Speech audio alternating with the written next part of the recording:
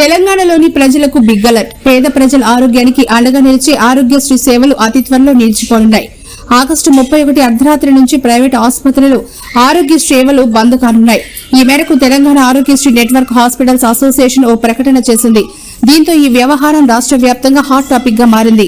ఈ మేరకు అసోసియేషన్ అయిన టీఏఎన్హెచ్ఏ అధ్యక్షుడు వడ్డీరాజు రాకేష్ మాట్లాడుతూ బకాయిల చెల్లింపుల జాప్యం, ఆర్థిక భారం కారణంగానే ఈ నిర్ణయం తీసుకున్నట్టు తెలిపారు. జనవరిలో ప్రభుత్వం ఇచ్చిన హామీ మేరకు వెంటనే 1300 నుంచి 1400 కోట్ల బకాయిలను విడుదల చేయాలని డిమాండ్ చేశారు. బకాయిల చెల్లింపులు గణనీయంగా పెరగడంతో కొన్ని చిన్న ఆసుపత్రులను మూసేయాల్సిన పరిస్థితి నెలకొందని వాపోయారు.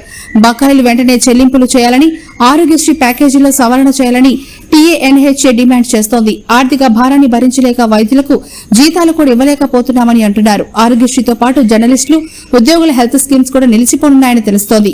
ఇప్పటికే చాలాసార్లు హెచ్చరించినా ప్రభుత్వం పట్టించుకోలేదని అసోసియేషన్ ఆవేదన వ్యక్తం చేసింది.